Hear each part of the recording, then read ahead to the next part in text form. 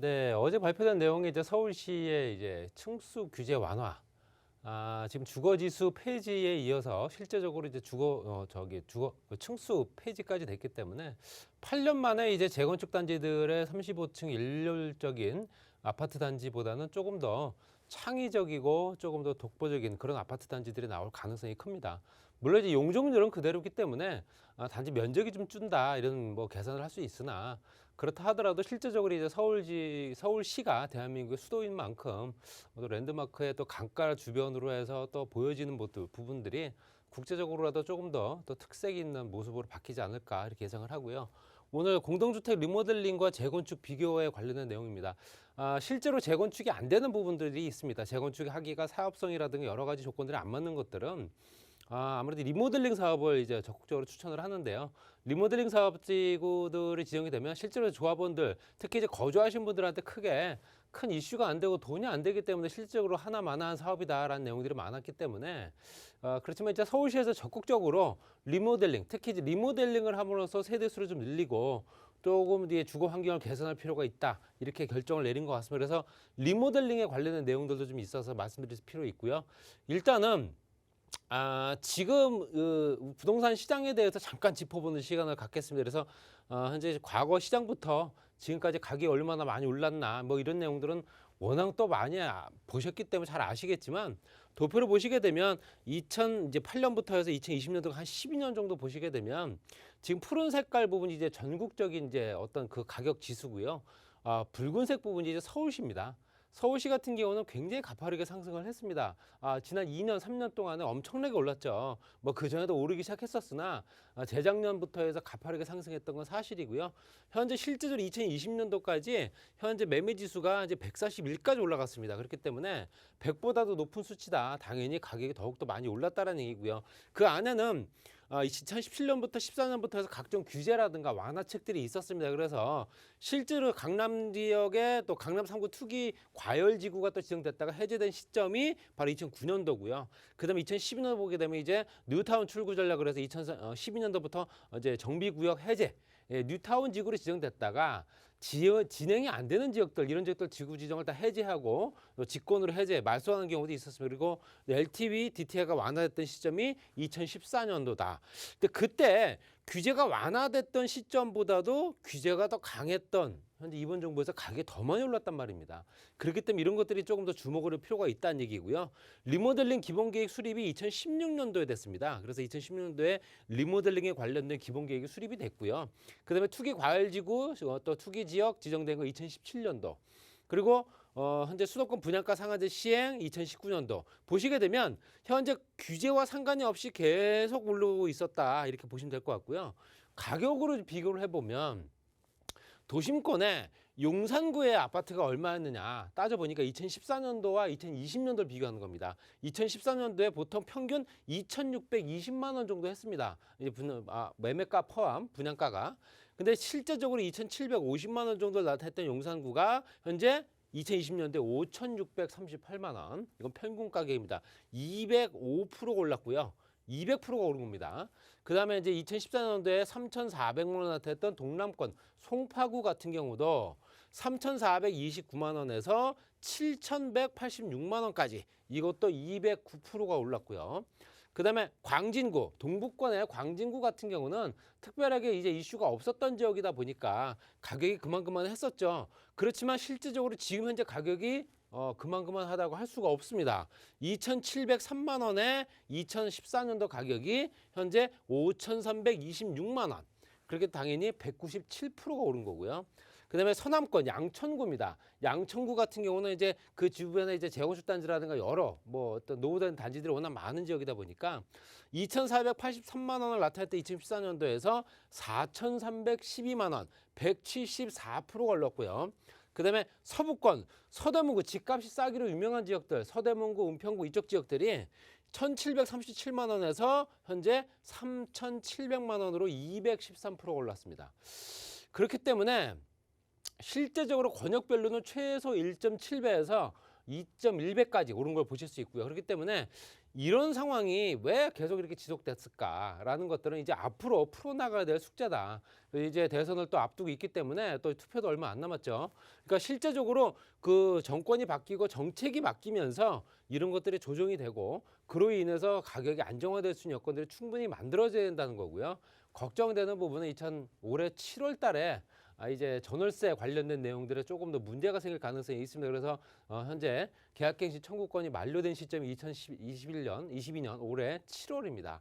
그러니까 실제 월세 수요라든가 매매 수요 쪽으로 이제 턴을 할 사람들이 많아지기 때문에 매매 수요가 또 자극이 되게 되면 가격은 또 오를 테죠. 그런 부분도 조금 감안을 하셔야 될 것 같고요. 일단 이제 본 주제로 들어가서 리모델링과 재건축 사업 보게 되면 리모델링 사업은 사업 방식은 그렇습니다. 골조는 그대로 둡니다. 완전 철거 방식이 아니기 때문에 골조 그대로 두고 재건축이 당연히 완전 철거하고 신축하는 거고요. 사업 가능 연한은 리모델링은 훨씬 짧습니다. 15년 정도만 지나도 가능합니다. 그렇지만 재건축은 30년 이상이 돼야 되고 또 거기에 따라서도 안전진단 등급도 통과가 돼야 되겠죠. 그래서 리모델링 같은 경우는 B등급 이상이 되게 되면 수직으로 증축이 가능한데 보통 통상 이제 수직 증축은 3개 층 정도가 이제 평균적이다 이렇게 말씀드릴 수 있고요. C등급 정도 되면 수평으로 옆으로 높일 수 있는 수평 증축이 가능하고요. 그렇지만 재건축은 D에서 2등급을 받아야지만 그래도 이제 통과가 돼 재건축 진행이 가능한 거고요. 세대수 증가는 현재 리모델링은 기존의 골조를 그대로 두기 때문에 무한정으로 세대수 늘릴 수가 없습니다. 그래서 이제 건물에서 받는 하중도 생각을 해야 되고요. 실제로 또 그 관련되는 공공시설 이용도 또 감안을 해야 되기 때문에 기존의 15% 이내로 이제 한정돼 있어요. 그래서 실제로 재건축과 많이 비교가 되는 거고요.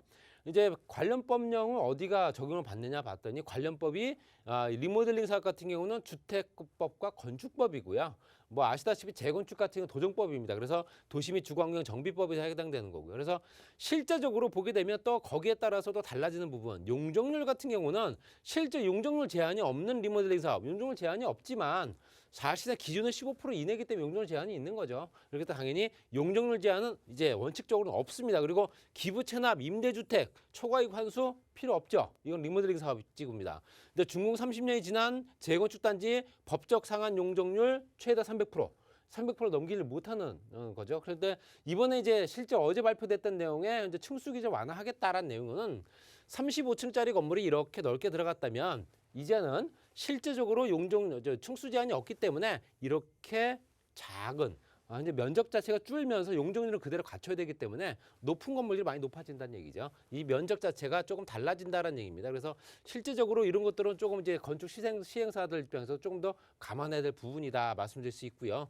또 현재 증가 용적률의 50% 또는 현재 전용 면적 60평방미터 이하는 무조건 임대주택 만들어야 되는 재건축, 초과액 당연히 환수되고. 그러니까 그렇기 때문에 이것만 봤을 때는 기부 체납과 임대주택 초과액 환수가 없기 때문에 야 괜찮다라고 얘기할 수 있지만 용적률 제한이 없다 하지만 15% 이내야 되고요. 그러니까 실제적으로 조합원 입장에서 그렇게 반길 만한 사업은 아니다라는 얘기입니다. 그렇기 때문에 또 내 돈 들여서 해야 되는 부분도 있고요.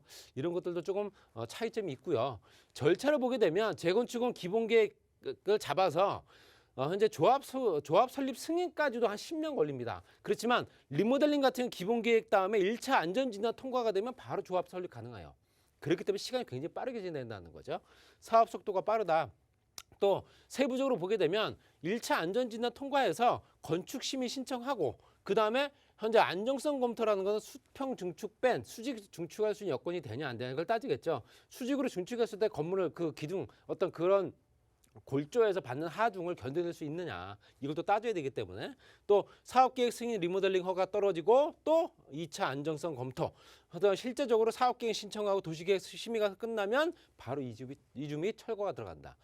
사업 속도는 굉장히 빠르나 실제적으로 조합원들의 입장에서는 크게 반길 만한 사업은 아니었다라는 얘기입니다. 그래서 작년에 발표된 내용이죠. 서울시 50세대 이상 증축 리모델링을 할 수 있는 방법을 좀 제시를 했습니다. 그래서 리모델링을 더 활성화시키겠다. 재건축 규제가 워낙 강력하게 지금 현재 법령상으로 들어가 있기 때문에 그런 다른 대안으로 리모델링 사업을 이제 어느 정도는 활성화시키겠다는 내용이 들어가 있죠. 그래서 리모델링 사업 대상 아파트 2,416개 단지 중에서 준공 15년 아파트가 58.4%이기 때문에 여기서만 해도 공급이 나오게 되면 조금 나아지지 않겠냐라는 생각을 했던 겁니다. 그래서 리모델링에서 50세대 이상 이상 증축이 가능하겠다. 말씀드린 대로 15% 이내이기 때문에 실제로 세계층 올라간다 하더라도 50세대가 안 넘거든요. 그래서 50세대 이상 증축이 가능하게끔 만들어준다. 거기에 따라서 기본적으로 비용이 많이 들어가는 거와 적게 들어가는 걸 따졌을 때 기본형으로 봤을 때는 주차장 넓혀주고 그다음에 현재 평면으로 확장하는 부분 그다음에 세대 구분을 나누어서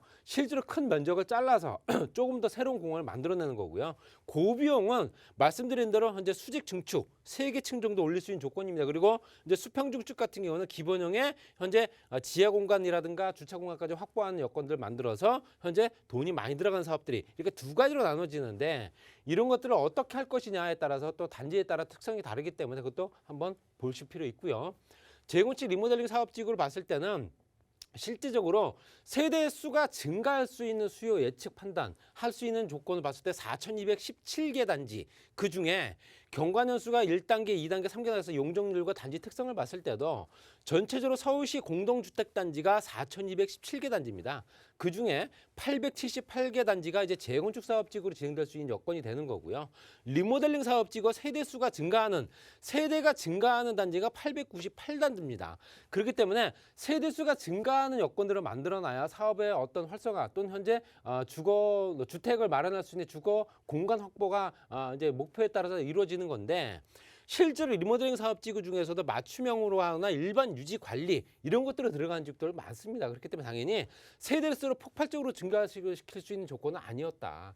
이렇게 보시면 될 것 같고 그렇지만 그렇다 하더라도 어느 정도는 세대수가 증가할 수 있는 여건들 특히 이제 주택수를 좀 늘릴 수 있는 여건들은 충분히 만들어낼 수 있다라는 얘기였습니다. 그래서 이런 것들이 현재 지구를 지정해서 사업지구가 진행됐던 지역들 또는 완료가 된 지역을 보게 되면 리모델링 사업지구 사업 완료 단지가 16개 단지 정도 있습니다. 그리고 사업 추진 단지가 한 46개 되는데 46개 단지 중에 동남권 지역에 굉장히 많이 포함하고 있습니다. 그래서 이제 동작구부터 해서 강남, 또 송파, 서초까지 연결된 지역들이 이제 리모델링 단지들이 많아진 이유가 재건축 규제 때문에 그렇습니다. 그렇지만 이번에 발표된 층수 완화, 층수 규제 완화에 따라서 이런 물량들이 이제 리모델링 단지로 진행됐던 것들이 다시 재건축으로 활성화될 수 있는 여건들이 충분히 만들어지지 않았나 이렇게 말씀드리고 싶고요.